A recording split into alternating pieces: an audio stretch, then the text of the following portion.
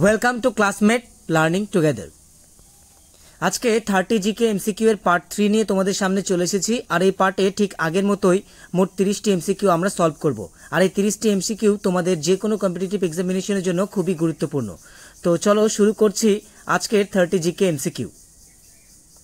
আজকের সর্বপ্রথম question number 61। পানিপথের তৃতীয় যুদ্ধ সংগঠিত হয় কত সালে সংগঠিত হয়েছিল সেটা বলতে হবে। 1761, 1762, 1763 নাকি 1765। তো পানিপথের তৃতীয় যুদ্ধ সংগঠিত হয় 1761 খ্রিস্টাব্দে, অর্থাৎ option A is the right answer. এবার কোয়েশ্চেন নাম্বার 62। চার্লস উডের নির্দেশনামা ঘোষিত হয় 1852 খ্রিস্টাব্দে, 1853 খ্রিস্টাব্দে, 1854 খ্রিস্টাব্দে নাকি 1855 খ্রিস্টাব্দে। তো চার্লস উডের নির্দেশনামা ঘোষিত হয় 1854 খ্রিস্টাব্দে, অপশন সি। Question number 63। মঙ্গল শব্দের অর্থ কি? জ্ঞানী, নির্ভীক, প্রভু নাকি প্রধান নেতা। তো মঙ্গল শব্দটির অর্থ হচ্ছে নির্ভীক, ঠিক আছে, অর্থাৎ option B is the right answer. চলে আসবো পরবর্তী কোয়েশ্চেনে। Question number 64। রূপক কোন যুগের মুদ্রা? মৌর্য যুগ, গুপ্ত যুগ, চোল যুগ নাকি বৈদিক যুগ। তো রূপক হচ্ছে একটা রৌপ্য মুদ্রা, আর এটা হচ্ছে গুপ্ত যুগের একটা মুদ্রা, ঠিক আছে, তাহলে option B is the right answer. এবার কোয়েশ্চেন নাম্বার 65। কততম সংশোধনের দ্বারা ধর্মনিরপেক্ষ ধারণাটি ভারতীয় সংবিধানের মুখপত্রে গৃহীত হয়েছিল? 41তম, 42তম, 51তম নাকি 52তম। তো এটা সঠিক উত্তর হচ্ছে আমাদের অপশন বি, 42তম। Question number 66।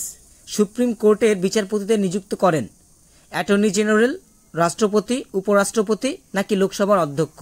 তো সুপ্রিম কোর্টের বিচারপতিদের নিযুক্ত করেন রাষ্ট্রপতি, তাহলে অপশন বি হচ্ছে সঠিক উত্তর। এবার কোয়েশ্চেন নাম্বার 67। ইউট্রোফিকেশন হলো এক প্রকার বায়ু দূষণ, জল দূষণ, মৃত্তিকা দূষণ নাকি শব্দ দূষণ। তো ইউট্রোফিকেশন জলে হয়, তো ইউট্রোফিকেশন হচ্ছে একটা জল দূষণের এক্সাম্পল, তাহলে option B is the right answer. Question number 68। Devi Chandraguptam বইটির স্রষ্টা হলেন, অর্থাৎ বইটি কে লিখেছেন সেটা বলতে হবে। ভাস, সন্ধ্যাকর নন্দী, বিশাখ দত্ত নাকি বাগপতি। তো দেবী চন্দ্রগুপ্তম এই বইটির স্রষ্টা হলেন অপশন সি, বিশাখ দত্ত।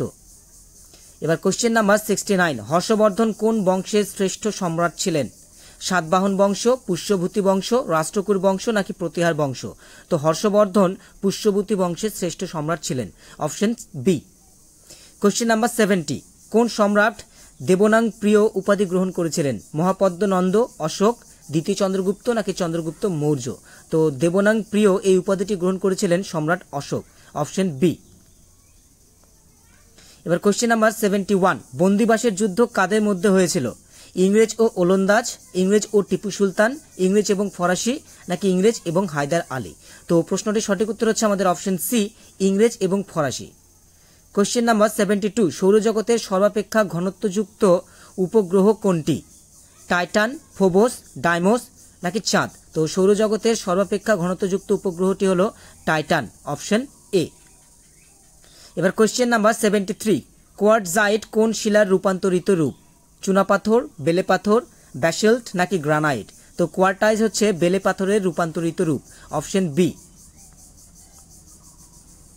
এবার কোয়েশ্চেন নাম্বার 74।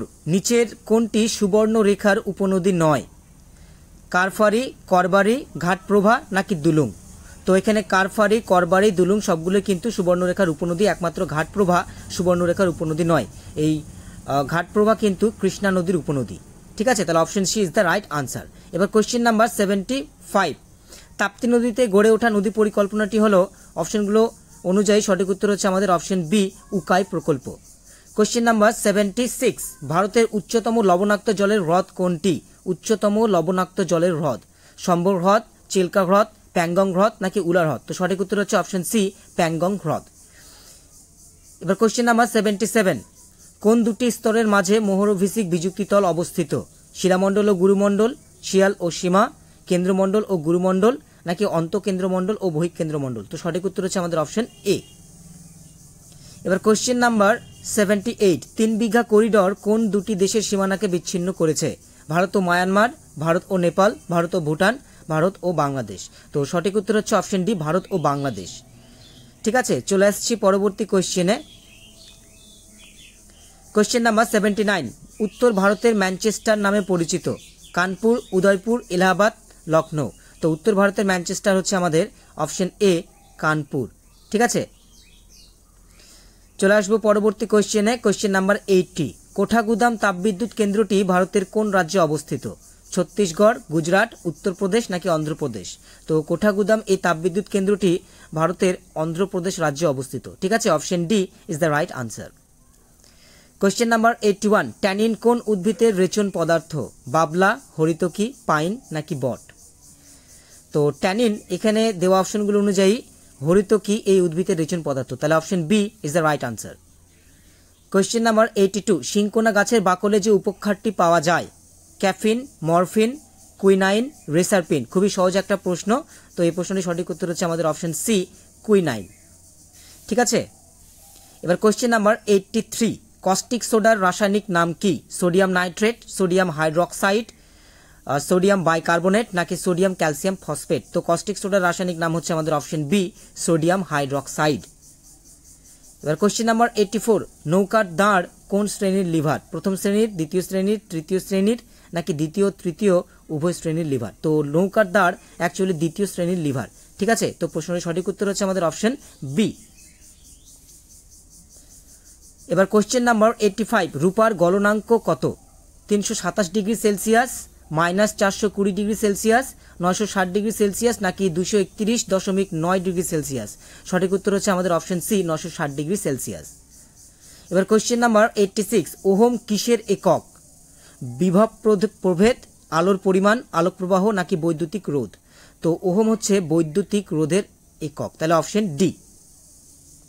এবার কোশ্চেন নাম্বার 87, পিঁপড়ের দেহে কোন অ্যাসিড পাওয়া যায়? Lactic acid, formic acid, malic acid নাকি সাইট্রিক অ্যাসিড? তো পিঁপড়ের দেহে যে অ্যাসিড পাওয়া যায় সেটা হচ্ছে অপশন বি, ফর্মিক অ্যাসিড।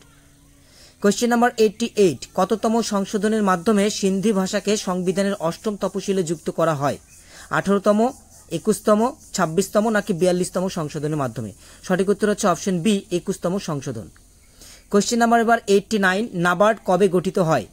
1982 সালে, 1983 সালে, 1984 সালে নাকি 1986 সালে? তো নাবার্ড গঠিত হয় অপশন এ, 1982 সালে। ঠিক আছে, চলে আসছি আজকের সর্বশেষ কোশ্চেনে। কোশ্চেন নাম্বার 90, হার্ড ডিস্ক মাপার এককের নাম কি? বাইট, মেগাবাইট, গিগাবাইট নাকি মাইক্রোবাইট? তো হার্ড ডিস্ক মাপার এককের নাম হচ্ছে আমাদের অপশন সি, গিগাবাইট। ঠিক আছে, তো এর সাথে সাথে কিন্তু আমাদের 30 জিকে এমসিকিউ এর পার্ট 3 শেষ হলো। তো ভিডিওটি ভালো লাগলে অবশ্যই তোমরা লাইক করো, কমেন্ট করো, শেয়ার করো, আর এরকমই ভিডিও পাওয়ার জন্য তোমরা চ্যানেলটিকে অবশ্যই সাবস্ক্রাইব করো। And thanks for watching this video.